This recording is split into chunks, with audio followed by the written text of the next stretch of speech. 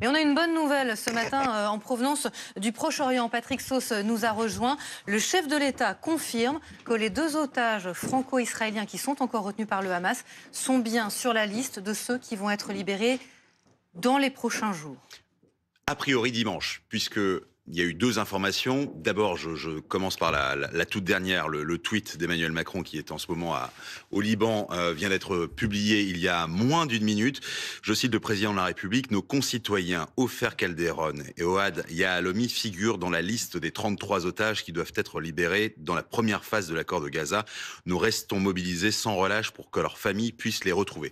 2 informations importantes dans ce tweet. Oui. 1, les Français sont dans la liste. Ils sont bien dans cette liste parce qu'il n'y en a que 33, voilà. 2, eh bien, il n'est pas dit dans quel état ils sont. Est-ce qu'ils sont vivants ou morts? Ça, la France ne le sait pas encore. En fait, on n'a quasiment aucune nouvelle depuis 15 mois. Aucune nouvelle, mais ça commence vraiment à ressortir. Et quelques minutes avant, il y a un gros quart d'heure maintenant, le cabinet du Premier ministre Benjamin Netanyahou, Premier ministre israélien, a rendu public l'information selon laquelle c'est bien dimanche que les premières libérations auront lieu. On revient bien au calendrier initial. Hier, en fait, on a eu peur d'une volte-face, de ce jeu de poker menteur des politiques. On revient bien à l'accord initial. 33 otages côté israélien, 1 millier de prisonniers palestiniens, et ce, dès dimanche. Dès dimanche. A priori, selon des médias israéliens, ces premières libérations auront lieu à partir de 15h, 15h30. Et sans doute au compte-gouttes, hein.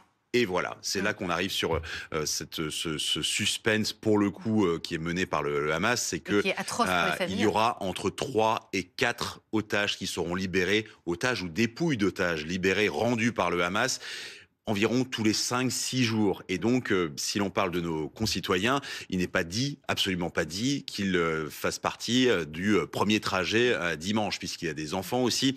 Il y a une liste, pour être tout à fait transparent, qui a été transmise par Tsahal aux familles. C'est ce que disent les médias israéliens. Dans cette liste, il y a donc nos concitoyens, ça a été confirmé par une liste qui a été fournie par les négociateurs, donc de première main. Ou par Tsahal, qui va en fait s'occuper du transfert. Souvenez-vous de ces images, a priori ça ressemblera à la même chose. La première trêve, vous aviez d'abord des images de la Croix-Rouge. La Croix-Rouge s'occupe du transfert de un endroit, quelque part dans la bande de Gaza. Parce qu'on ne sait pas du tout où ils sont. On ne sait pas du tout où ils sont. Donc, et il faut imaginer que le ciel de la bande de Gaza est totalement transparent pour l'armée israélienne. Et donc, le Hamas n'a pas vocation à sortir, ouvrir une porte et se montrer et montrer là où il est. Donc, vous avez d'abord ce premier transfert de la Croix-Rouge vers la bande de Gaza, vers l'un des points de sortie, a priori à Kerem Shalom, qui se trouve vraiment entre Israël, l'Égypte et Gaza.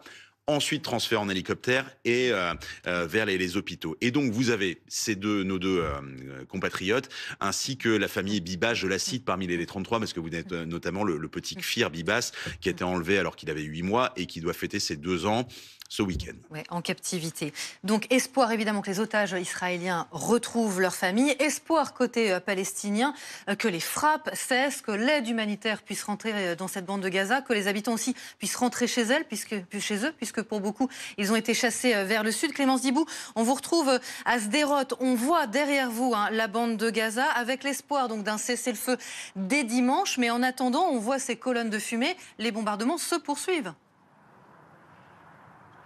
C'est ce que l'on constate avec Tombek ici à Sderot, c'est la ville qui est frontalière avec Gaza.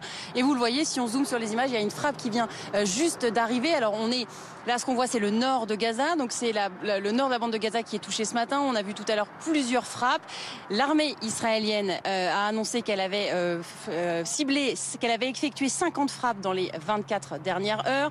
Ce que l'on sait, c'est qu'il y a eu aussi plus de 80 morts jeudi dans des frappes israéliennes. Les Palestiniens, les Gazaouis sont habitués souvent avant un cessez-le-feu. Et bien c'est là que le feu s'intensifie et donc pas de répit pour l'instant dans la bande de Gaza, même si effectivement, on l'a dit, ce cessez-le-feu pourrait rentrer en vigueur dès dimanche. Un cessez-le-feu qui ne serait pas immédiatement synonyme tout de suite de retrait des troupes israéliennes. Cela viendrait dans un deuxième temps, dans la phase 2 de ce plan. Et là, l'armée israélienne commencerait à se retirer de certains points de passage stratégiques habités et les habitants de Gaza pourraient commencer à revenir dans le nord de la bande de Gaza. Ça va prendre donc du temps et ça devrait effectivement, vous l'avez dit, commencer dimanche. L'aide humanitaire pourrait commencer à rentrer de façon plus massive dès dimanche par le point de passage de Kerem Shalom.